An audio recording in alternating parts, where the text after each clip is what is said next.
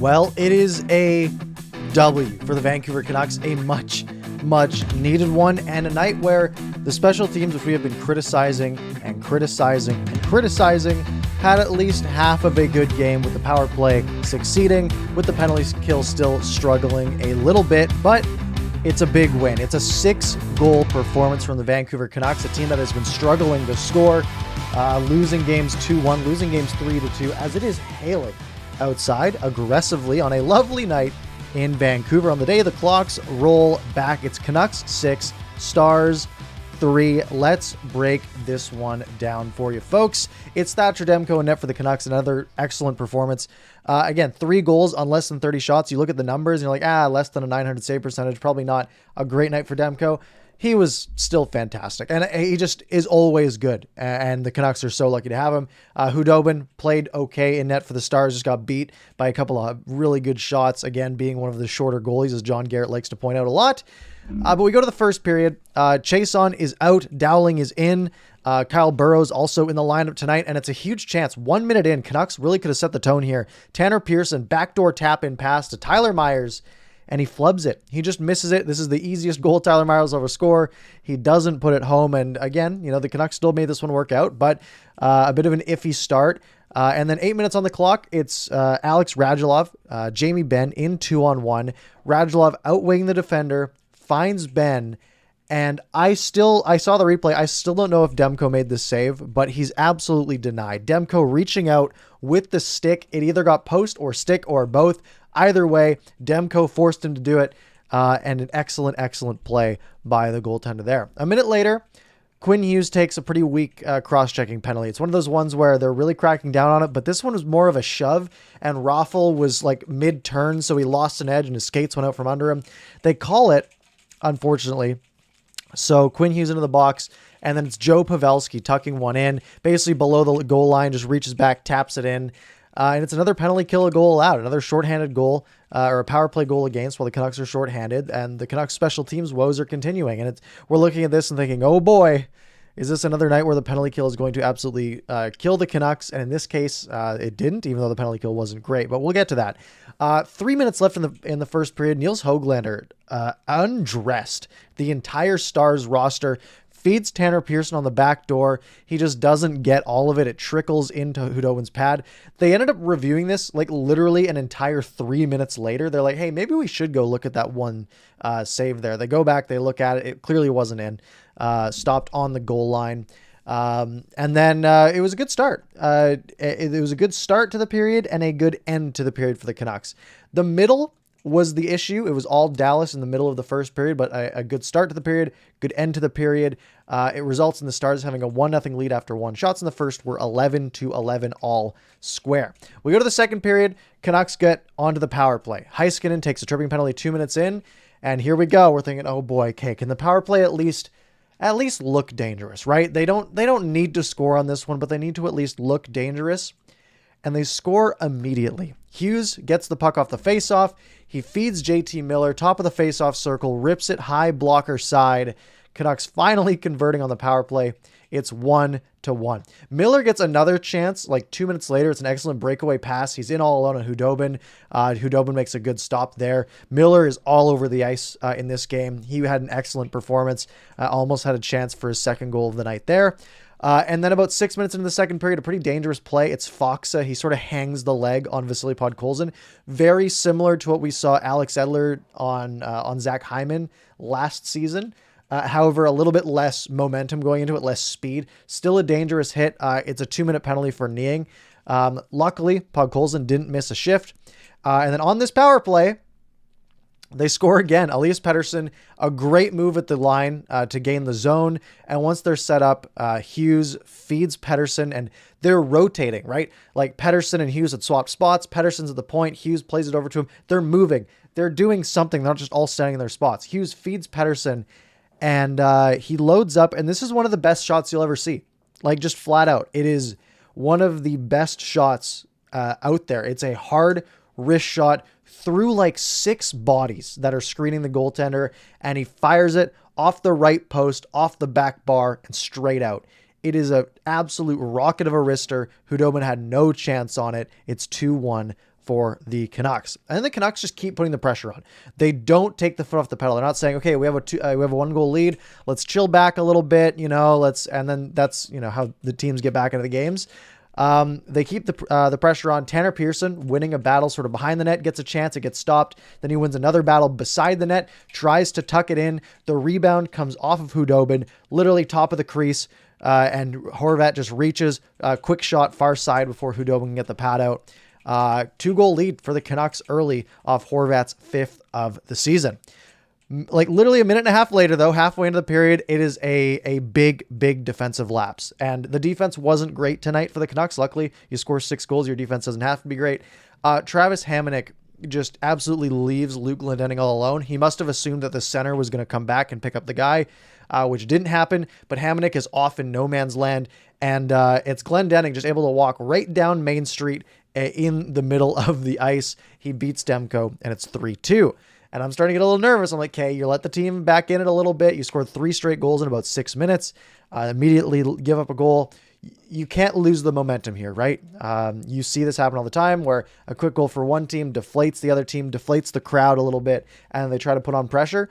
But the Canucks didn't really allow that to happen. So Canucks go back to the power play. About 2 minutes later, it's Kivi Ranta with a trip. And then there's another penalty about 50 seconds into that as Pettersson gets cross-checked in front. So it's a 5-on-3 for a minute and 11 seconds. Elias Pettersson, another great chance here, a wrister that's absolutely robbed by the glove of Hudobin. And then both of these penalties get killed off. So the Canucks score on their first 2 power plays of the night, and on this 5-on-3, they fail to convert. So 2 for 4 on the power play to that point. Solid chances, though. Nothing to complain about too much on that power play. A couple of minutes later, 4:40 to go. It's a 2-on-1 for Dallas that results in Foxa all alone. Demko making a really good pad stop here, and the Canucks turn up ice. It's Connor Garland, it's Vasily Podkolzin, 2-on-1. Podkolzin does a little, Garland does a little stutter step to make the defenseman go a little bit too far back, fires it across to Podkolzin, and Vasily Podkolzin just is a highlight reel machine. It's only his 3rd goal of the season, but it is an absolute rocket of a wrist shot. He's on his off wing, so he's sort of reaching back for it, using the momentum, outweights the goalie as Hudobin kind of slides over, and he just puts it under the bar. A beautiful shot by Podkolzin, his 3rd of the season, and he has been really good for the Canucks, and a really valuable piece. He played 14 and a half minutes tonight, which might be the most he's played, only 2 seconds less than Connor Garland in this one. And, playing with the lead does help, give him a couple shifts later in the game, but he had a really solid night tonight. So it's 4-2. OEL then gets called. Oliver Ekman-Larsson gets called for 2 penalties at the same time with 30 seconds to go. It's not something you see very often in the NHL, but he cross-checked a guy, then slashed a guy. So it's a 4-minute power play for the Stars, but we'll go to the 3rd for that. A much better period for the Canucks here, though. They outshoot the Stars 16-8 and come out of it with a 4-2 lead. So we go to the 3rd period. And the Stars have 3.5 minutes of a power play here. The Canucks kill off the first power play, and right as time is about to run out, it's a Ryan Suter shot from the point, tipped by Jamie Benn, gets through Demko to make it 4-3. Then the Canucks get their 5th man advantage of the game. Besser's hauled down by Hakanpää, 12.5 minutes to go, and this power play was bad. This is the one power play that the Canucks just looked like the old Canucks, very stale and didn't get much going. No shots on this one, sort of shades of the last few games. But luckily, they didn't sort of stick with that bad power play, because a high stick gives the Canucks another power play. They're 6th of the game, and they convert again. It's JT Miller, right-hand face-off dot. Again, they're all switching spots. That's not his normal face-off dot, but they'd all been moving around, and it's a really good, it's just a rocket of a shot near side post, beating Hudobin, and the Canucks are up 5-3, back to the 2-goal lead. Jamie Benn then gets a breakaway a couple seconds later, and Demko robs him. Jamie Benn does the old sort of like fake backhand, go forehand, and quick try to tuck it 5-hole while you get the goalie, because you try to get the goalie to move laterally, and that opens the legs up a little bit. Then you try to sneak it 5-hole. Demko's able to close the legs. Hamonic's there to sort of make sure it doesn't go in, and it's still a 2-goal game. Hudobin gets pulled. JT Miller fires one, looking for the hat trick, just misses. And then about 30 seconds later, it's Brock Boeser hitting the post from center ice, going in, sharp angle, basically just above the goal line, tucks it in, and the Canucks win it 6-2. 4-3. It was a big win. It was a win the Canucks needed to get. They couldn't afford to really fall further down the standings to like 4-7-1. They're up to 5-6-1. Once again, one game below 500. They just need to get over this hill. Anaheim should be a decent opportunity for them to do so. I believe that game is on Tuesday, if I'm not mistaken. Checking really quick. Game is on Tuesday at 7 p.m. And it's the final game of the Canucks 7-game homestand before they go on a mini road trip against the Avs and the Jets. Oh, wait, no, no, it's not a mini road trip. It is a 3-game road trip against the Avs, the Golden Knights, and the Ducks. And they come back home. So a good win for the Canucks, a much needed win. Let's get into my pluses for the night, my minuses for the night. Let's start with the minuses, just so we get the sadness out of the way, and then we'll go to the pluses, because this is a game that we should be happy about. The Canucks played well. There still are holes here. It's not like everything's fixed. There still are holes they need to fix, but they went out, they converted, they scored some goals, and got the job done. So the minuses, they allowed the first goal again. I think they mentioned on the broadcast it was 10 out of the 12 games so far this season they've allowed the first goal. You can't keep doing that. Like eventually you have to stop allowing the first goal. The fourth straight game that the Canucks have allowed multiple power play goals against. The penalty kill is still struggling. I don't know how many opportunities they had tonight.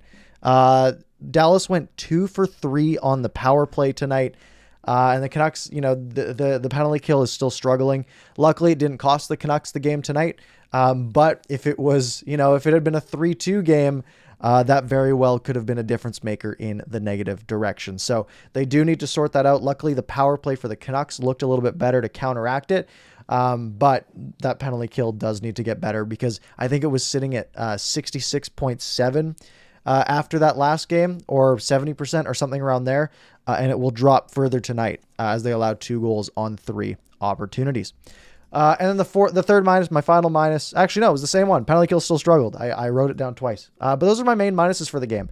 Other than that, I thought everyone was fine. I thought Myers had a bit of an iffy game.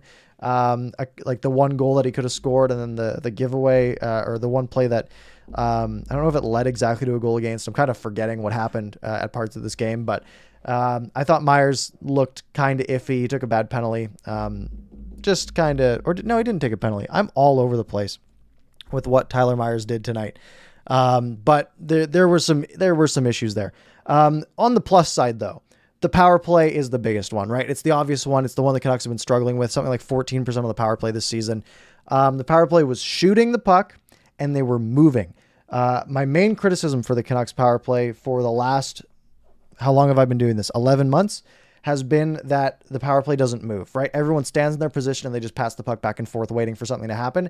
But now they're sort of cycling a little bit. They're switching positions. They're moving with their passes. They're following their passes, giving opportunities to cause some confusion. Maybe have 2 guys ending up on 1 guy, and then that way you have basically a 4-on-2 on the rest of the ice, right?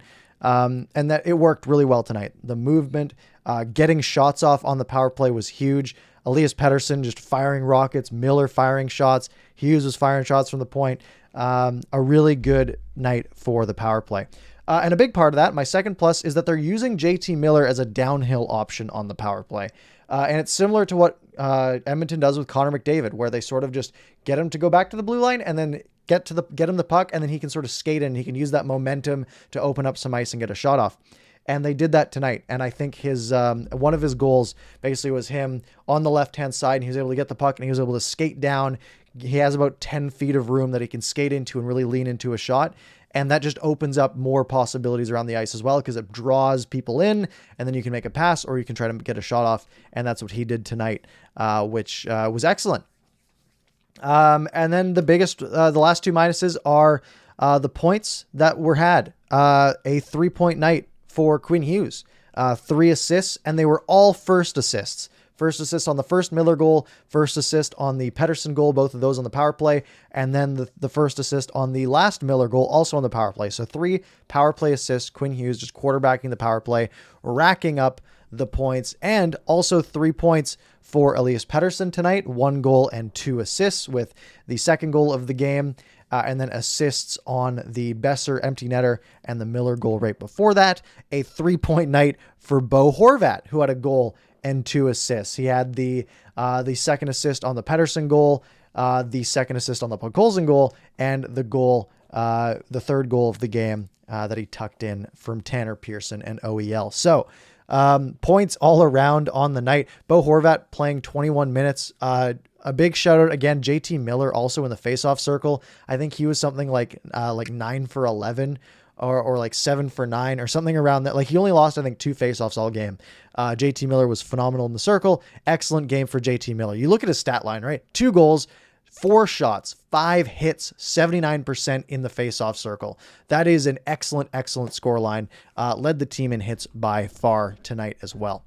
So yeah, those are my main thoughts for the game. I thought it was a good one. If we take a look at where this leaves the Canucks in the standing, let's pull up the Pacific Division here. Edmonton still leading the way with 18 points. The Canucks are in 7th in the division still, but if they go out and they take down Anaheim, things start to look a little bit better. They leapfrog LA and Vegas, although I'm sure they both play in the coming days. So Vegas lost tonight against Detroit. And they don't play, they play Tuesday at the same time as the Canucks against Seattle. So they'll probably win that one, but it gets the Canucks back sort of into that mix in the middle, right? Where you can try to shoot for that 3rd spot in the division or a wild card spot. They just need to string together a few wins, get above 500, and things will start to look a little bit better. All right, let's get to your thoughts on this one. I will put the standings away, and I've got a lot of messages here as we have, how many people are in here? 124 people. Thank you guys very much for joining. Hit the like button while you're here. Let's go over some of the thoughts, some of the questions. Victoria with the first question that I'll grab here, and it didn't show up. There we go. Victoria saying, am I being dramatic thinking that this game was a must win? No games this early in the season are a must win. However, for the Canucks, a lot of games this season are a must win because of the team they've put together and where they've positioned themselves to be in the playoff race, right? This team has positioned themselves as sort of a bubble team that will shoot for a 3rd or 4th place in the division, whether it's getting a spot through the division or a wild card spot. And, you know, stringing together losses, especially on home ice, being 4-7-1, things start to look really bleak because now you don't just need to start winning more games. You need to start going on a string of wins. I think what was most important about this game wasn't whether they won or not, but how they won or not, if that makes sense. They needed the power play to start clicking. 1 for 20 through the homestand so far. They score 3 tonight. And suddenly the numbers don't look so bad, right? 4 for 26, which isn't good, but it's, you know, in the teens instead of being at 5%. The penalty kill needs work, and that is very, very clear. That's the most alarming thing. That penalty kill needs to work it out, and the power play needs to be consistently good now. We can't go back to these stretches where the power play doesn't convert. We need it to stay consistent. Let's find some more questions here. Monotone Cube saying, I liked the Podkolzin, Garland, and Dickinson line. I say keep them together and see if they create some chemistry. Yeah, Garland is just such a good grinder on the ice. Like, he's so good at getting possession and making a play. Podkolzin just has a great shot, and I've been so impressed with him. So yeah, I was fine with that line. Keegan saying way better power play tonight, especially that 3rd goal with the switch side by Miller. Exactly, yeah. And the fact that the power play was switching sides, being dynamic was the biggest thing of this game.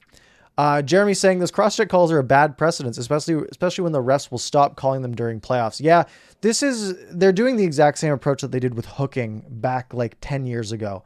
Because it was a very sort of clutch and grab league, you know, lots of obstruction.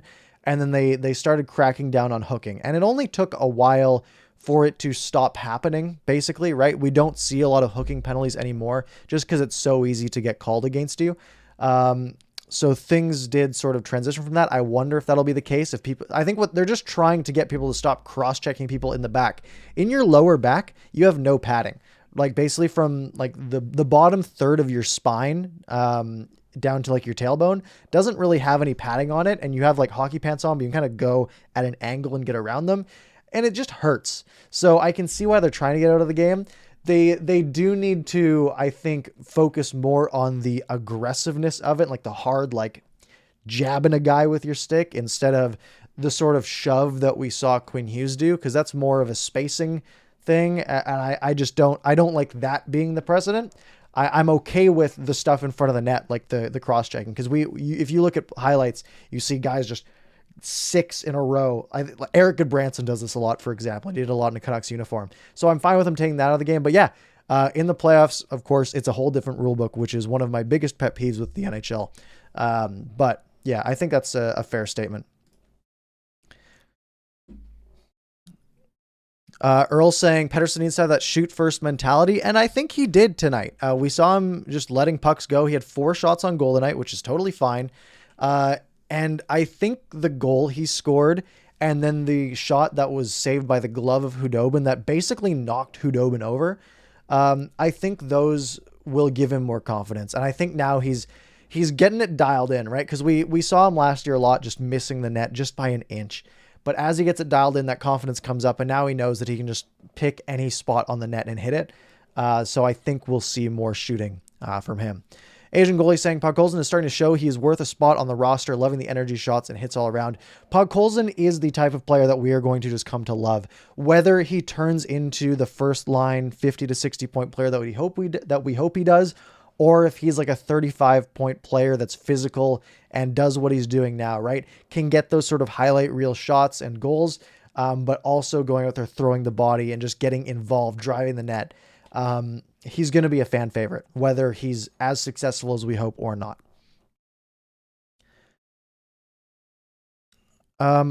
Let's see here. Kai saying, I love the chemistry that Garland and Podkolzin are getting these last couple of games. I would love to see Horvat centering that line and then moving Dickinson with Pearson and Höglander. Yeah, it's Garland and Podkolzin have looked good together. I don't know. Yeah, getting rid of the Horvat Pearson thing is one of those things where I like the idea, and then right when I start thinking about it, they go out and they work together well and they score. I mean, Bo Horvat having 6 shots tonight, Tanner Pearson having 5. Those two played well, and Tanner Pearson had 5 shots, didn't play a second of power play time. So I thought Tanner Pearson had a pretty good game after having kind of a rough one against Nashville the other night. Yeah, I think at this point, you keep the lines as they were tonight. I guarantee there will be no roster changes going into the next game because that's just not the way Travis Green rolls. Brian saying if there was a redraft in 18, would Quinn Hughes be drafted first overall? Definitely possible. I don't remember exactly who was picked. That was Dahlin, Svechnikov, Kotkaniemi, Tkachuk. I think he'd be up there for sure. I think Tkachuk would be up there as well. Dahlin would still be up there. Svechnikov would still be up there. But definitely a real chance that Hughes would go first. I think that would be pretty fair. Sonny's saying the crowd giving the team a standing ovation at the end of the game shows just how much this game did. Not for the players, but for the fans. Everyone was feeling the pressure. Yeah, and I felt that in the exact same way when I went to the Rangers game last week, where the Canucks were down 2 goals, and they looked pretty bad. Like they weren't playing well. And then they came back, they tied it, and then everyone was still feeling kind of iffy. And then Demko went on that miraculous sequence of saves, and then the crowd got really invested, and then the Miller goal, and then the crowd was fired up, right? So it's very quick turning. And again, you know, if the Canucks lose a bad game again, the fan base is going to turn negative on it because they can't afford to have these bad performances. If you lose games, at least go out and put out a good effort.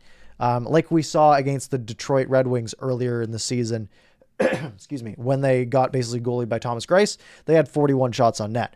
You want those performances when you are going to lose, because if you play bad, you're just going to lose and you don't have a chance to sneak out a win. Hope asking, do you think Poolman needs to come off of the PK? I liked Poolman's mentality on shot blocking. He had 3 blocks tonight and he got hurt from the second one, and then he went out and blocked another one. I thought he was okay. I don't know exactly what the problem is on the penalty kill. I haven't watched any film too in depth yet. So I don't know if it's a personnel issue or not. I haven't been too upset with Poolman so far though. Sonny's saying Pearson finally being moved to the third line has made the team better. Yeah, and I kind of agree with that. I think having Pearson on the third line just kind of makes sense because of the firepower that the top 6 kind of have. Jeremy's saying we still have to be better defensively. Too many odd man rushers and scoring chances. We miss Sutter on the PK for his faceoffs, and we miss Mott for his puck battles. I agree. look, the Canucks let 3 goals tonight. It could have been more, right? There was the Jamie Benn breakaway. There was another breakaway. I think Rupi Hintz had multiple chances. And again, if it wasn't Thatcher Demko in net, this could have been a 5-5 game by the end of the third. And I think Demko does hide a lot of the issues with the defense. Even though, sure, it might be an improved defense from last year. But I think if you put, maybe if Halak is in net tonight, this game might not go the same way, even though the Canucks were the better team on the ice. Scott asking, speaking of Halak, does Halak get the crease on Tuesday? I think they have to go back to him. And I think you sort of like within the next couple of games. And if you look at the schedule, they have the Ducks on Tuesday. They have the Avs on Thursday and the Golden Knights Saturday, and then the Ducks on Sunday. So you probably want to, this is tricky because you want Halak to get one of these games. There is a back-to-back Saturday, Sunday in a week from now. Is that too long between games for Halak is kind of a tricky question, right? You could give Halak this game on Tuesday saying, it's the Ducks. We probably still win, or like we still have a good chance of winning with the backup. Or you say, hey, we need to beat the Ducks. Let's throw everything we have at this game because we're probably going to lose to the Avalanche on Thursday anyways, right? And then you can put Halak in for that game.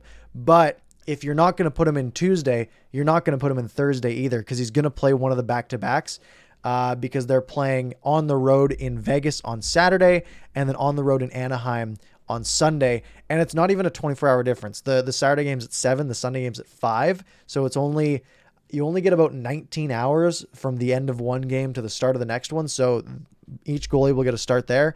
And if I would bet, Demko gets the Saturday nighter against Vegas, and then Halak will get the Sunday. So if they don't give it to him tomorrow, then we'll see Halak on Tuesday, then we'll see Halak on Sunday. Myers was just sloppy. Lauren saying Myers was more than just iffy. Time for Augie saying the Canucks are the better team. So that's good. Yeah, the Canucks were the better team tonight. And that is what they needed. Dallas has been, kind of in the same boat as the Canucks so far this year. They were a 500 team coming into this one. But the Canucks beat a team that if they're going to be a playoff team, it's a team they should beat.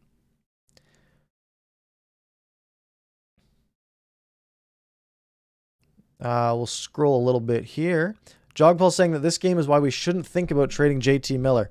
Yeah, it's one of those asset management things, right? If the Canucks are successful this year, then you don't trade him, right? You obviously you don't bother. But if the team is, well out of a playoff spot, then you might consider it just because of his age, but we'll see by then. Lauren saying, does Demko have any real chance for winning the Vezina? I feel like he gets majorly overlooked. I think the league is sort of on notice on Thatcher Demko. I don't think people are like low on him around the league. If you look by things like goals saved above expected, which is a pretty good metric for goalies, you have save percentage, which tells a bit of the story. And then you have things like goals saved above expected, which takes things like shot location and everything into account. Demko stats right now, he has a 920 save percentage and a 255 goals against average. That is really, really good. Like that is not something to be ashamed of. That is a top goalie in the NHL. The issue is there's a lot of goalies that are also doing very well right now. You have Freddie Anderson putting up a 9. He has a 939 so far. Jacob Markstrom has a 942. Jacob Markstrom has 4 shutouts in 9 games.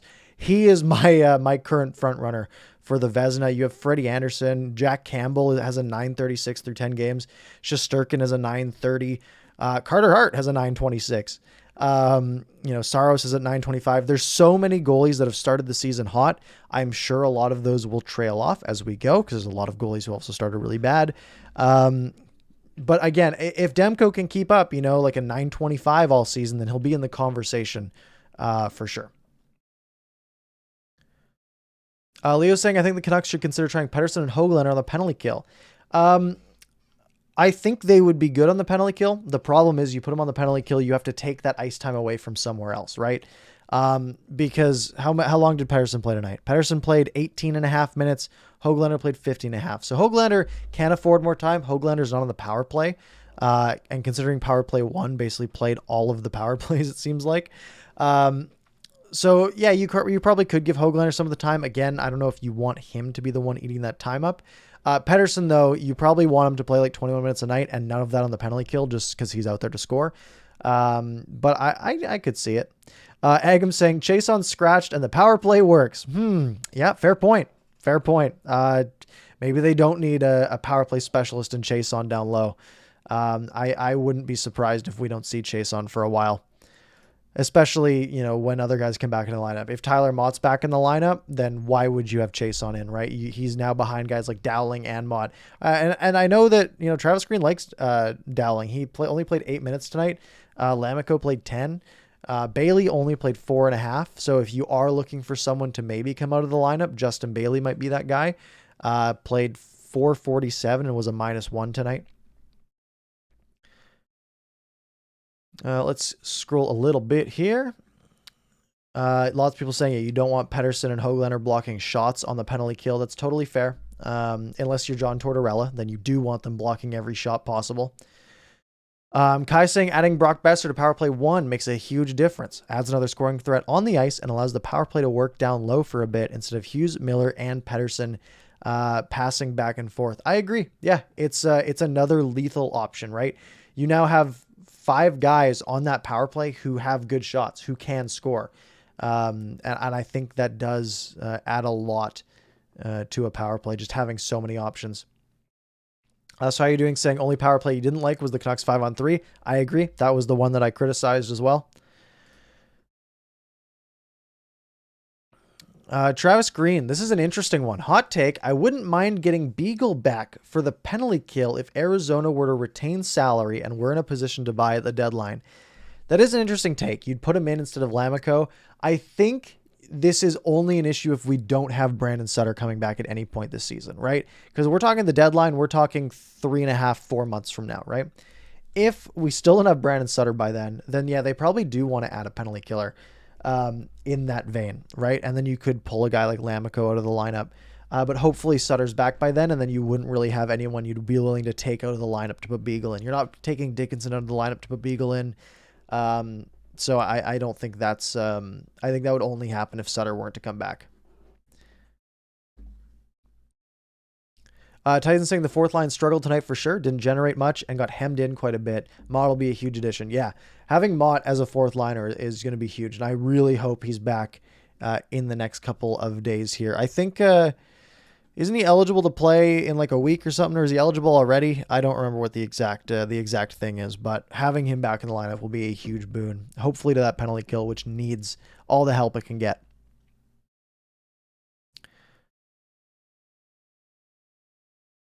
Lauren asking if anyone has the timeline on Mott. I don't. I know that he skated in a full contact jersey a few days ago. So he should be close. And he did media. And guys don't do media if they're still injured. Like if they're still actually injured. I think he got surgery on a bulging disc in his neck. So once he's back, he should be good.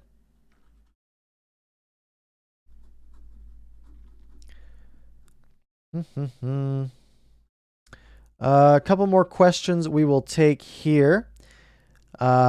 Justin saying Snatcher Demko was amazing. Absolutely. Demko has been such an absolute stud so far this season. And again, I don't think his .920 save percentage tells the whole story.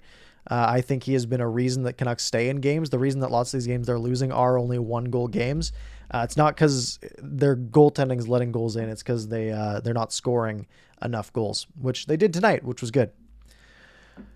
Justin saying, what do you think about the 4-minute call in OEL? I thought it was a bit softer. The power play looked much more dangerous tonight, even on the ones they don't score on. I have an interesting take on this one because they called 2 penalties on the same guy at the same time. This is something that doesn't happen very often. Usually the second one has to be very egregious for them to bother, and they'll usually just take the first one anyways. However, I am always on team call the rule book. So if a guy commits 2 infractions that on their own would be called penalties, I think they should get called. If a team is on the penalty kill, it shouldn't take something egregious to get another penalty like it usually does in the NHL, right? If a team's already shorthanded, the refs are usually pretty lenient on them. So I'm always a proponent of just call the rule book, but the fact is they won't normally make those calls. Normally it would just be the 2 minutes, but I don't think they were unfair. Justin saying Pod scored tonight, so don't worry, we'll see him benched. No, I think Podkolzin has cemented a spot here. It would take a really rough stretch. I think I can't see how Travis Green would look at the way Podkolzin's been playing and be like, we don't need that in the lineup, right? The drive and determination he has, everything he adds for this team is so valuable, especially on like a third line. There's the energy that he brings and sort of the grind mentality, and he's got a hell of a shot. So I don't see him leaving the lineup. John saying we really shouldn't be underestimating Anaheim. They're overachieving, but they've had a hot start and are currently in a playoff spot. Yeah, no, I'm not underestimating Anaheim. I was just looking at it and saying, out of the games you have coming up, it's Anaheim twice, Colorado, and Vegas. Anaheim's, in my opinion, probably the weakest team out of those. Even though Vegas has had a real struggle to the start of the season. I think Colorado looked a bit iffy early as well. How is Colorado doing? They are 6th in their division. They're 4-5-1, but they have such a strong team. So yeah, while Anaheim is the only one out of those in a playoff spot, I'm less concerned about Anaheim than I am about a Colorado or a Vegas. Anaheim's just been scoring a ton of goals and allowing a lot of goals, which I think benefits the Canucks, because I think they have firepower and can win in a shootout, not a shootout like after overtime shootout, like a shootout, like lots of goals. Beast mode. The last question we're going to take. Do you think we make the playoffs? So the Canucks are what? 5-6-1 now? 5-6-1. Looking at the standings, we'll pull the standings back up here on screen that I put together. Look, they're literally 2 points out of a playoff spot, but they'd have, San Jose would have a couple games in hand. Looking at the teams in front of us, Vegas, who just mentioned that, the 3 name, the face. They just mentioned Vegas. Lots of Vegas's top players are out of the lineup, and that's totally fair. I can see Vegas struggling for a while. I just don't see Vegas not being in it, right? They've just been so good for so long. So I think Vegas gets in. I think Anaheim and San Jose fall a bit. The Canucks need to be better than Seattle and then all 3 of the California teams. That needs to be the 4 below them. And then if they can be ahead of Vegas, that's just gravy.